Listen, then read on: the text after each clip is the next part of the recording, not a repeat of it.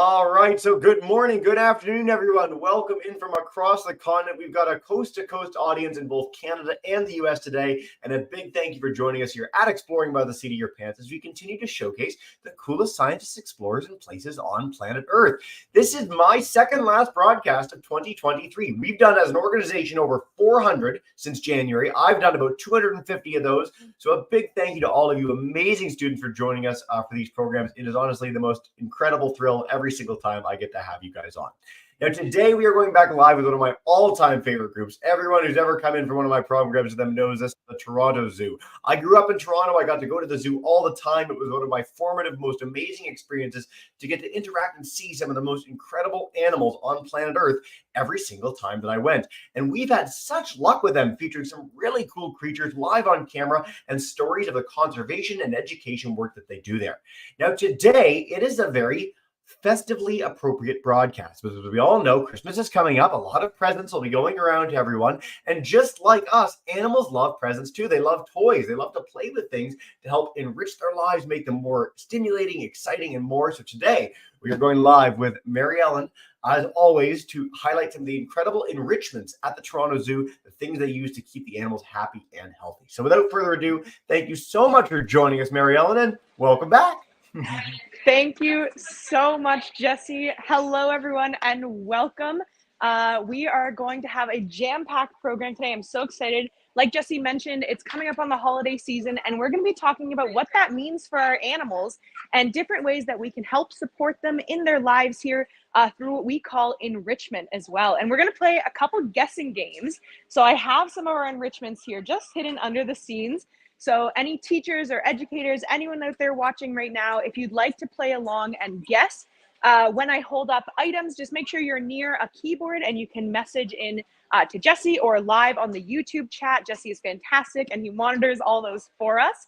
And so we will be able to play a little bit of a game to find out what animal likes different enrichments. And then we'll be up close and personal, meeting some of our animals as well and seeing some real life enrichment for them.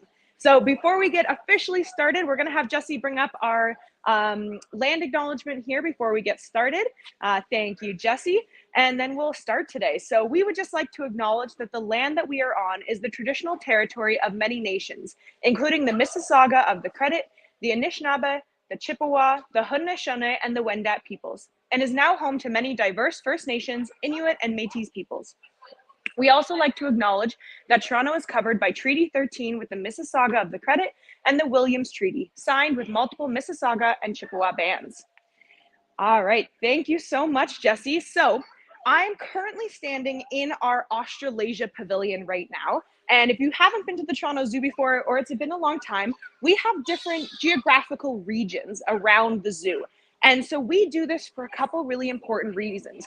We separate our animals based on where they're going to live in the world. Now, some of our areas are combinations, like Australasia, where a combination, or Indo-Malaysia is also a combination of kind of areas in the world.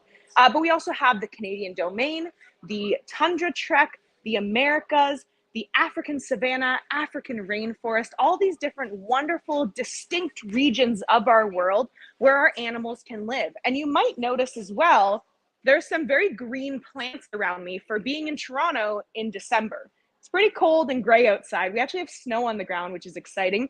I believe Jesse mentioned he's in the middle of a storm right now. So, you know, wherever you are, you might have some different weather.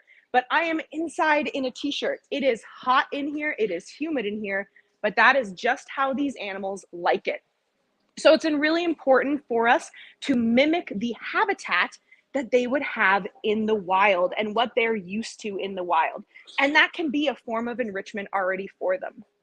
Enrichment is physically us doing something for the animal, giving them something that allows them to have a better, more stimulating, more natural life for them to live while they're here at the zoo. And it is a super important process that we do here, and it's something that we don't take lightly. There are a lot of people dedicated to it. So if you've ever wanted to have a job out there in the future and you think, oh, I really like making different objects, or I like to study animals, this is actually something that you can do when you grow up. We have a whole team here at the zoo that's dedicated to the welfare of our animals, and part of that is their enrichment. Then we also have our wonderful team of keepers who help create all of these items for our animals. And then they also give them to the animals, monitor, adjust them, fix them up for them, and allow them to have those moments throughout their day. And then there's people like myself. I'm an educator. And one of my favorite parts of my job is I get to stand here and educate and teach everybody about all that we do here at the Toronto Zoo. So really, it's a multi-step process, and lots of people go into it to make sure that our animals are living the best life possible for them. All right, so here's the time where we're gonna try and get near our computers or our keyboards if we wanna participate. I'm gonna hold up an object and kind of describe maybe what it does.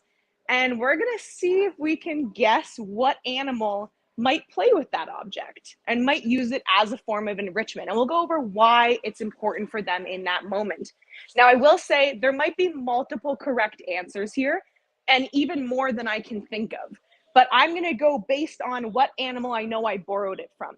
Yesterday, I took a walk around the zoo, knocked on a few doors, and asked to borrow a few of these items. So they came straight from animals, and that's what we're gonna base our answers on today.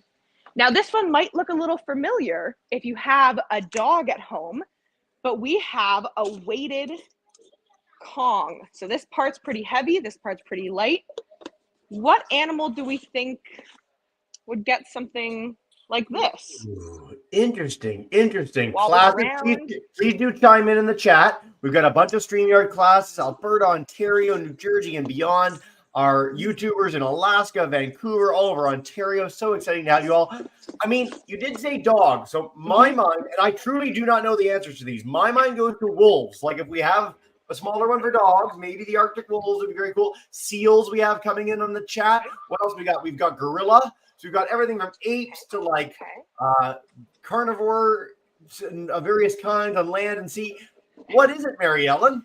So this one specifically came from our outreach and discovery section of the zoo, and it's used for our hornbills. So it's a type of bird that uses this. So it works really well for them because it's weighted in the bottom, so it wobbles around, and so they can't get a good grip on it. And they're using their beak to go into this little hole and find different food items inside. Now, this is a great first item for us to talk about some of the constraints or maybe worries that we have to have when we're giving animals enrichments. And one of those things is we want to make sure it's safe. Just like your toys at home, if you've ever gotten a new toy or seen a new toy box in a store, they usually have a rating on them for different ages of kids. And that's because small, tiny parts can maybe hurt us. We might choke on them, or we lose them too easily, or our fingers can't use them yet because we're too tiny. And so we have to make sure that we're getting age-appropriate toys. Animals are the exact same way. We can't give an animal a toy if this hole, so there we go, if this hole here is far too small for anything that they can get into, it may not be enriching for them. It might just be frustrating. They would never solve it. And on the flip side, if we have a small ferret or anything like that, they could actually get their head stuck in here, or maybe their arm, and then they get hurt trying to pull it out. So we need to make sure that our items are safe for our animals. We also sometimes have to teach an animal how to use an enrichment tool. Sometimes they can be complicated. I don't know if you've ever, well, actually, we're in school right now. Most of us are in school watching here right now, and you're learning things. You're watching this video, you're learning together with us. And sometimes you get given a problem at school, and you need to try and learn how to figure it out. So for something like this, the first time it's given to the animal, it might just be given open-ended, and there's just food sitting on top of it. And that way the animal learns this red thing has food in it. And the next time we give it to the animal, it's fully enclosed. And now they can figure out the wobble and the moving around to actually get the food out. So it's a little bit of learning and trying to figure it out with them. All right, we're gonna go for our next one here. This one you might recognize. I got a hula hoop. Who do we think plays with the hula hoops? I know I do. We had gorilla in the first one, and I really hope the gorillas get into it, but I don't think so somehow or other. You know, if it's me, honestly, I would get something in the water, like a seal, like maybe one of the pygmy hippos that you have, something that could grab it and maybe go through. But I have no inside track here. So Miss Nielsen, Miss Mustard, our Cameron Crossing crew, Miss Bola's class, YouTubers, hula hoop. What do we think? Let's see. Any answers coming in? Oh, kangaroo. Interesting, Miss Nielsen. Seal again. I like that. Feel free to chime in the chat. We'll give you guys a few more 30 seconds or so. Monkey we've got. Seals or monkeys. So we got double for monkey now. Seal, big cats. So many answers. You guys are like the best audience ever. I love it. They're all great ideas. Mary Ellen, what is it? So you were on the right track with water animals. So this is something that we would give to our otters to swim through. We can also give it to our penguins to kind of swim around or swim through as well. So it can go underwater. We can actually weight them down or have them float up. And the animals can swim in and out of them like they would be avoiding rocks or different objects in the water like they would naturally. Now, this is a great example of an enrichment that's not a food enrichment. It's more just a activity or a sensory thing that they can have that creates a more natural barrier in their exhibit for them. It's something that they would do normally themselves. So not everything has to be food motivated for them. Now, this one is pretty fun. I really enjoy this one myself. If you've ever been to summer camp before, maybe you've done this with your friends at home and you've made friendship bracelets. This is the start of a friendship bracelet right here. And it actually keeps on going up and up and up. And this is actually made out of or donated fire hose, which is really cool. So a lot of our bigger animals, they need tougher toys. Think of some big, heavy mammals. You know, they can be pretty destructive. So we have items like this that we weave together, and the keepers will weave this for them. This one kind of looks like an octopus, and they have this to play. So I gave a couple clues there. Who do we think gets this one? All right, so we know it's big. We know it looks like an octopus. Our first guess is lion. So Mr. Humel's class, tiger, elephant we've got so far. So again, our big charismatic mammals, gorillas again. Gorillas better end up featured in this because we've got a lot. Gorillas been featured multiple times, tiger, elephant. So we've got a big mammal, and you have many there. That's I'm gonna say gorilla. You know what? I'm gonna stick with it. Yeah. Okay, so you are kind of correct. Gorillas, orangutans, they get a lot of this because it's super strong. It's got multi-layers to it, and it allows them to pull and swing and climb and hold their weight really well. But this particular one was borrowed from our polar bears. So this goes in the water with them, and they can throw it about and move it around. The keepers in the little holes of the edges can even stuff food and snacks in there for them. Two of our polar bears, Juno and Hudson, they're our youngest two. They are very destructive. So the keepers will make something like this, and within a day or two, those polar bears have it ripped to shreds. Now, our older two bears, Aurora and Nikita, they are 22, I believe, this year. They are not as destructive. They'll play around. They'll get the food out if they want it. But then they're just happy to kind of sit there and hold the enrichment item instead.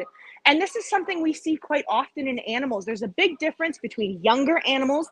They want to have more play. They want to be more destructive. They want to see the things. They're curious. They want to know what this is and what's inside of it. And they often have the strength and the energy to tear it to shreds.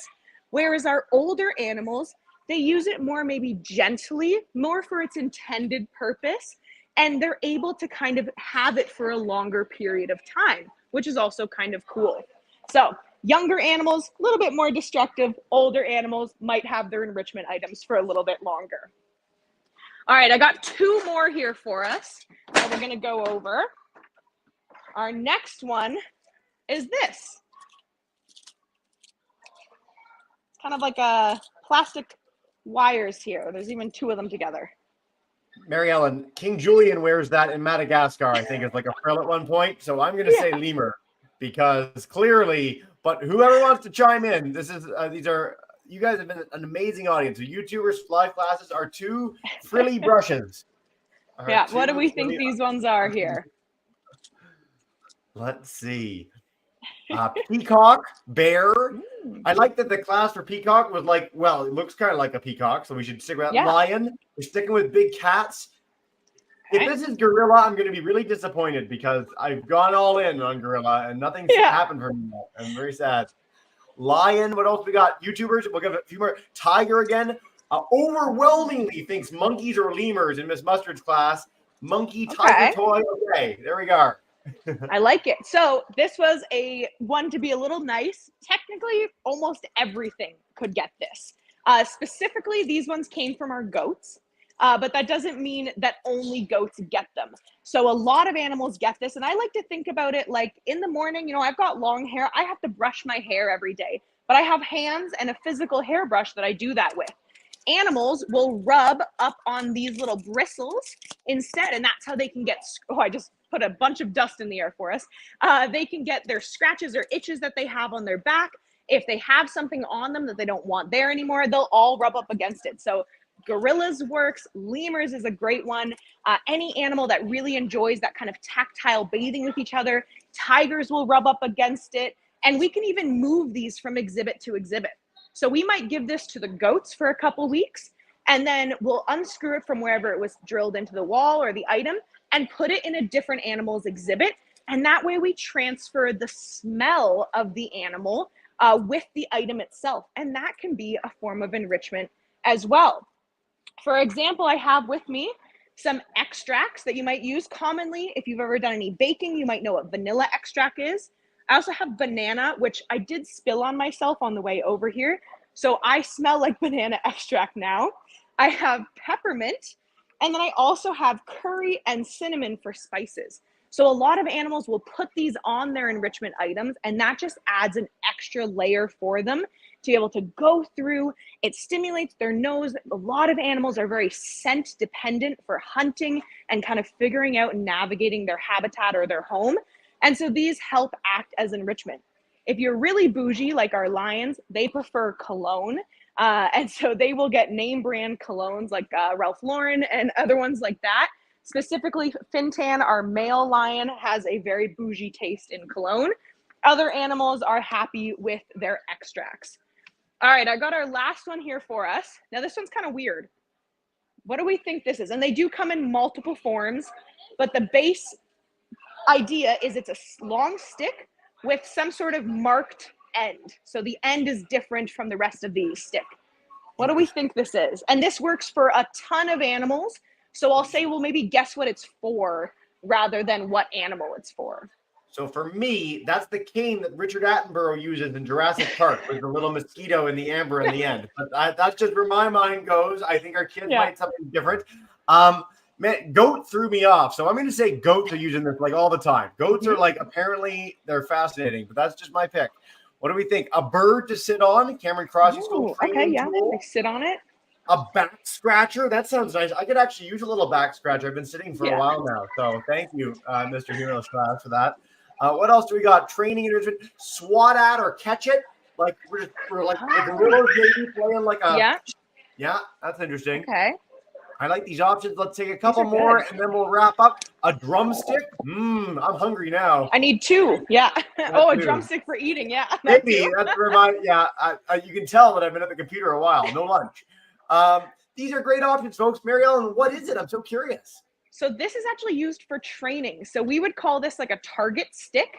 And this is an extension of somebody's arm. So a lot of our animals, we go no contact with or protected contact, which means we don't go in with them. We're about to talk about Keelat, our Komodo dragon, here in a second. He is a danger animal. We do not go in with Keelat ever. There's always some sort of protected contact between us and him.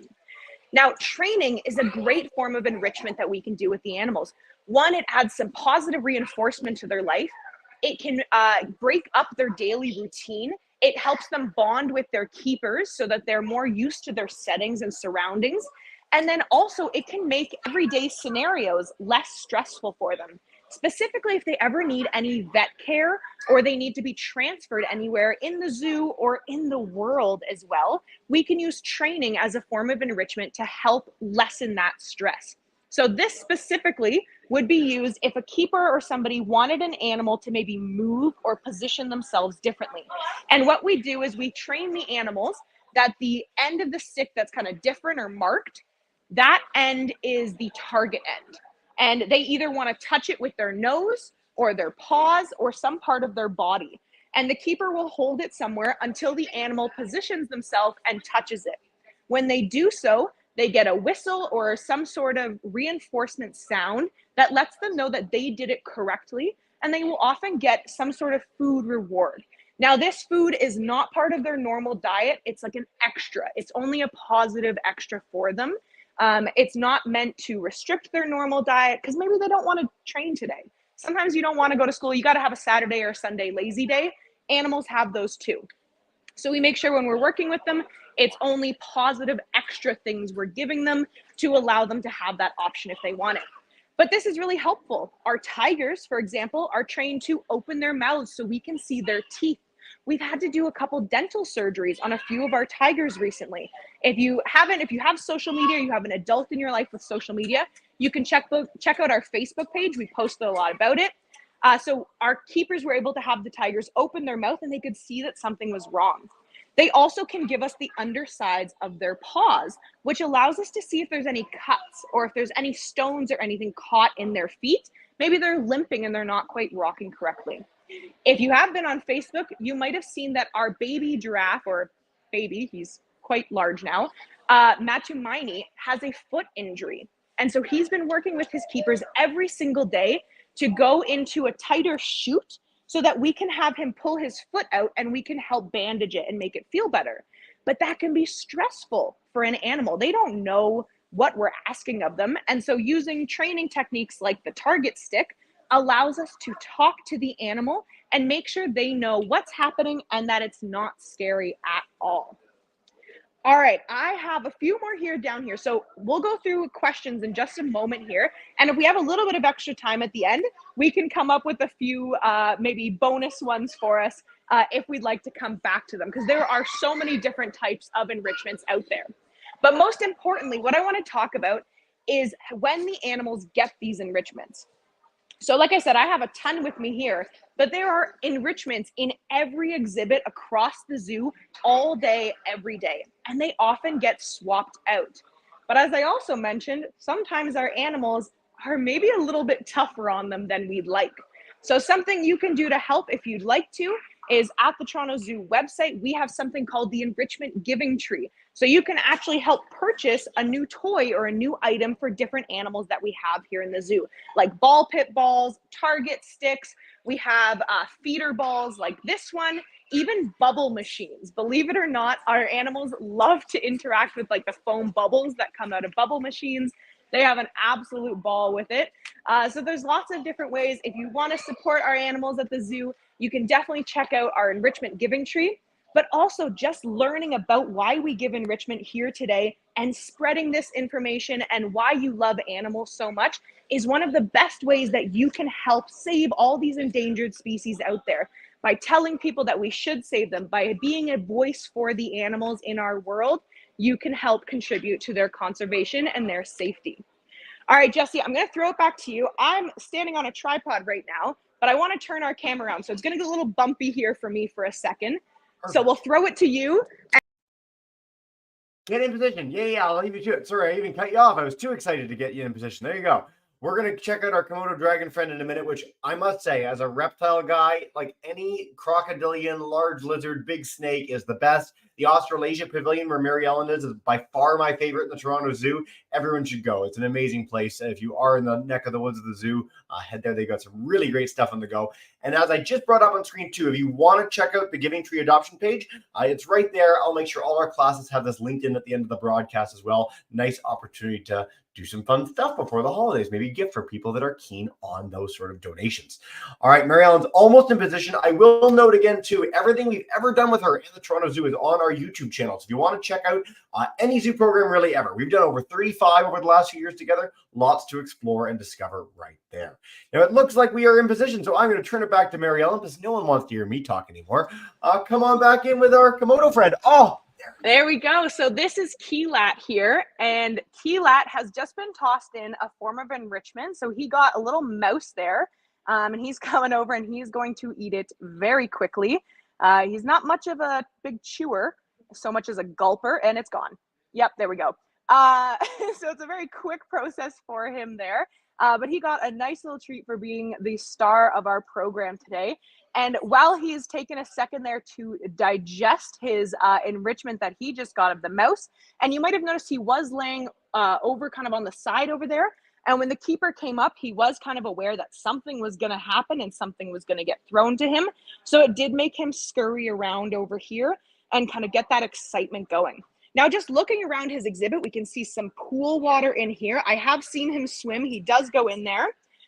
We also have some trees that are down, a log, another big log over here. And at the back of his exhibit over there, we actually have some basking lights.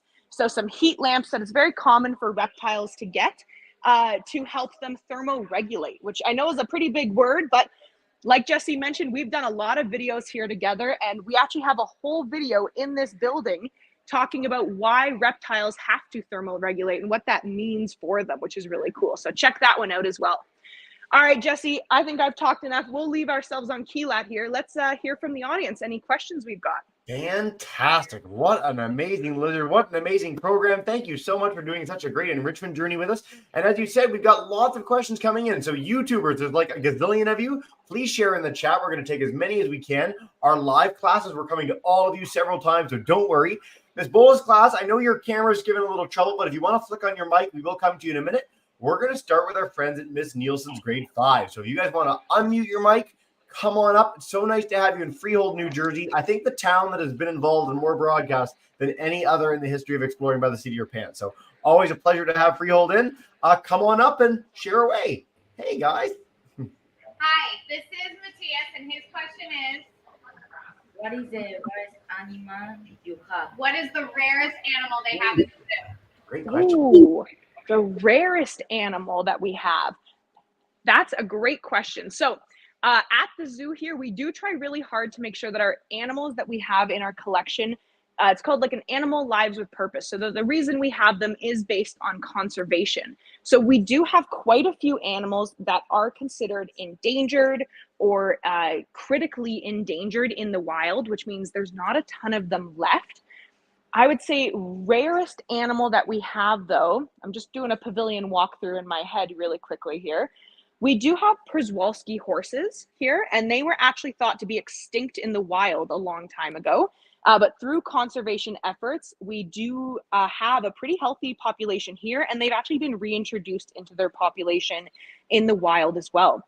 We also have a breeding program with the black-footed ferret, the Vancouver Island marmot, and the Blandings turtle, which are all native Canadian species that are not doing so well, but we have very successful breeding programs here of them. So I would say maybe one of those animals would be maybe our rarest or most endangered animals here at the zoo.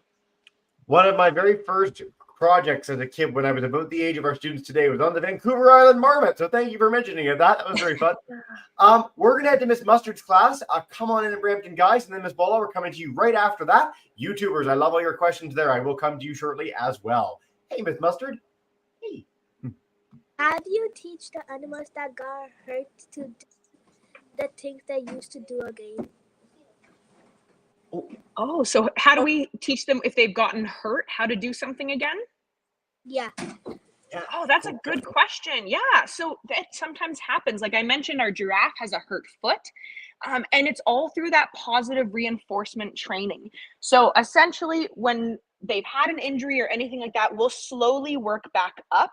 And when I say slowly, I mean the keepers will interact with the animals doing the training, and the second the animal becomes disinterested or they walk away or they start to look angry or frustrated, we stop the training. We give them a break. We let them have a moment to kind of relax again. And then we offer the training maybe a day or two later to see if they want to participate. But you brought up a really good point if an animal has an injury. So if you've ever been to the Toronto Zoo before, we have something called Goat World, where we have a couple species of goats who all live together. And one of our goats only has 3 legs. His name is Bunny. And I always like to point out that he was named that before he started hopping around. He was born on Easter. That's why his name is Bunny. And we've had to do some adaptations for him in his habitat and make sure that there's a lot more items there that are at the ground level for him, because he's not as confident as the other goats with jumping up between elements in their habitat. So for the goats, they all have like a pedestal or like a step that they stand on, and that's how they get their morning feed. Bunny's is on the ground pretty much. So we don't make him go up because we know that his limitations from his injury are still there. Very, very nice. Great question, Miss Mustard's class. All right, we're going to head to the U.S. Crystal Lake, Illinois. Welcome in, Miss Ball's class. If you guys have a question for us, come on in. Hey. Yes, so my students are wondering which one is the friendliest animal? The friendliest. Who's the friendliest animal? Well, I hate to say it, but I don't think Keelat's making our list there. One, he's walking away from us, and two, he is definitely a danger animal. We like to say that all of our animals are still wild animals. You know, none of them are really like a pet in that form.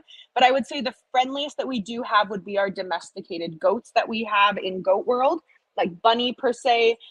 We have one named Romeo and one named Moonshine.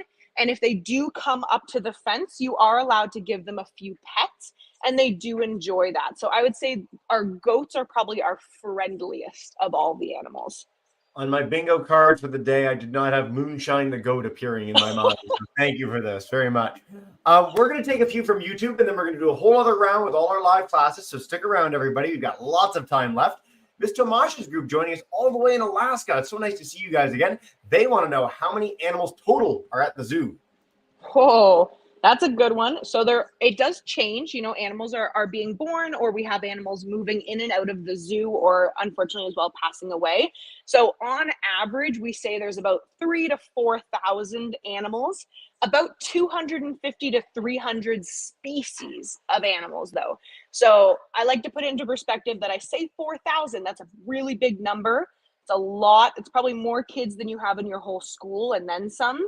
But we have one tank of fish that has almost 1,000 fish in it. So we have to keep that in perspective, that the fish and the inverts do take up a lot of the animals. So we like to say there's about 250 different types of animals. So just in this pavilion alone, we have Keelat. Now he is getting enriched by laying on a bunch of leaves right now. And there's our setup, some of our sneak peek of items we didn't talk about. But even if I just walk around the corner here, I have turtles. We have a skink up above. We have an iguana in this exhibit. Oh, he's up in the corner up there. We also have a keeper, you know, there we go. And then we have 2 different types of snakes. So just in like a couple steps, that's already about 5 or 6 different species that I touched on. So we do have a very wide range of species here at the zoo as well. Yes, Homo sapiens included, as we just discovered in the enclosure. Very cool. We're going to head, again, a couple more on YouTube, and then I'm going back to Miss Nielsen's class.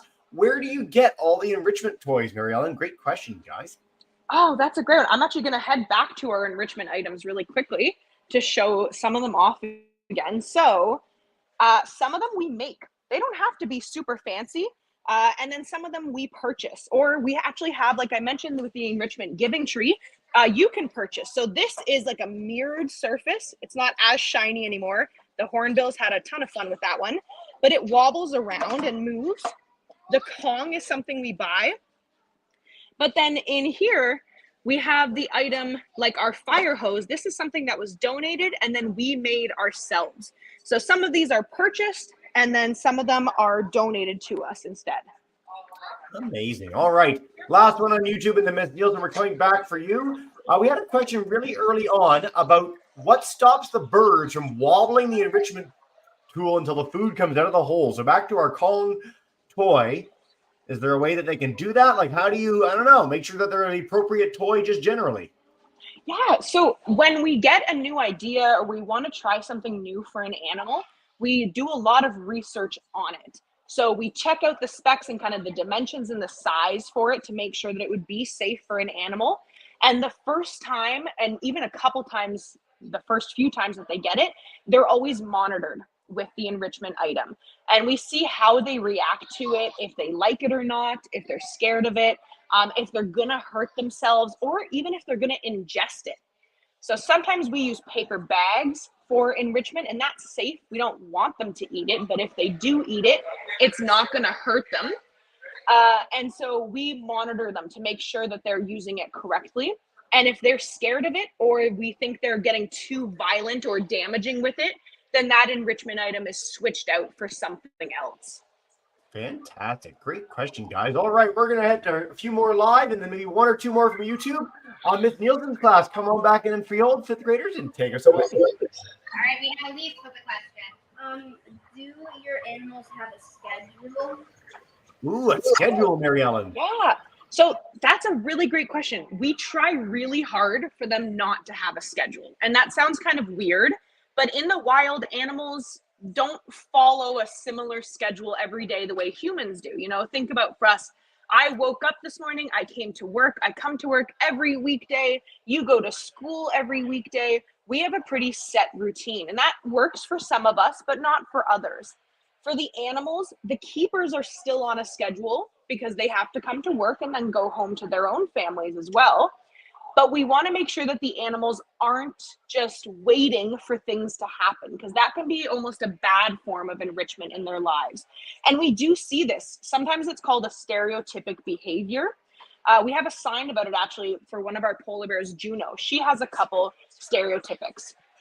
And what those are maybe habits that we develop that are related to other things that happen in our lives. So think about, you know, if you're nervous and you tap your knee on the ground or you tap your foot on the ground, something like that.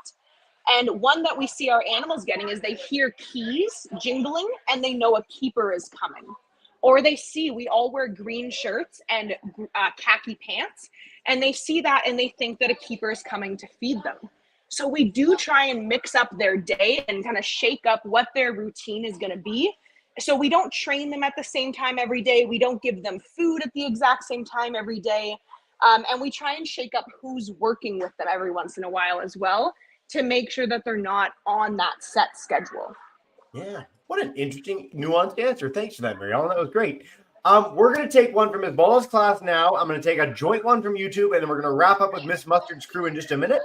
Come on back in Illinois. If you guys want to unmute your mic, come on back in. I can come in a sec. And if it's taking you a sec, I'll take the YouTube one really quick. From both Cooking in Vancouver, we've got Anna, both the younger kids today. They want to know, what is your favorite animal at the zoo in the world? Any favorite animal you want to share with us? Oh my gosh. Sadly, they don't live in this area, but I believe it was our last broadcast we did together, Jesse, at our camels, our Bactrian camels. They are my absolute favorite animal. I gush all about them in that video. I use them and go and see them as much as I possibly can. They are hands down my favorite. What's your favorite, Jesse? Oh dear. I witnessed the gorillas do something at the zoo. Is one of the funniest things I've ever seen live in person. And I'm with Attenborough that there's just such an incredible mutual understanding and respect and recognition in a gorilla. It's very much like looking at a person. It's all, I mean, the same emotions, maybe not the same intelligence, but they're an incredible, incredible animal to witness in the wild, in a zoo, an accredited zoo like yours. So gorillas are pretty high. I really like big toothy predators. So great white sharks, Komodo dragons, saltwater crocodiles. They rock. But the camels are amazing. And I brought up the YouTube link for a reason. Bactrian camels rock. Just like a few weeks ago, we did a program with Mary Ellen. It was amazing. We had a cute baby camel. It was so much fun. So there you are. Let's head to Ms. Mustard's class to wrap up. I do want to encourage our classes. TorontoZoo.com if you guys want to check out more about the amazing work that they do. I'll make sure all our classes have this link when you're done. If you get the chance to go in person, please do. And of course, our Wildlife Adopt Enrichment Giving Tree. Lots of opportunities when you're done as well. But Ms. Mustard, come on in, wrap us up, take us away. My question is, how old is your Komodo dragon? Ooh. Oh, yeah. How old is Keelat? So let's head back over to him here. So Keelat is actually, he's pretty old. I believe that he is 15 years old this year, somewhere around there. And he was actually one of the first Komodo dragons to ever be hatched in Canada, which is pretty cool. So he was one of the first clutches of Komodo dragons to ever be born here in Canada. Yeah, very, very cool. I didn't know that. Classes, let's see if there's any. Oh, there we are. Perfect. Guys, thank you so much for your enthusiasm, playing along with all those fantastic questions, asking so many great questions. TorontoZoo.com has many more answers. And of course, we do a broadcast every single month with Mary Ellen and the team there. So I hope you'll join us again soon. As you hopefully know, we're going to bring in all our classes to say a big thank you and farewell. Miss Nielsen's crew, Miss Mustard's crew, everyone at home, yell out as well. Thank you so much, everybody. Have a wonderful day. Bye for now, guys.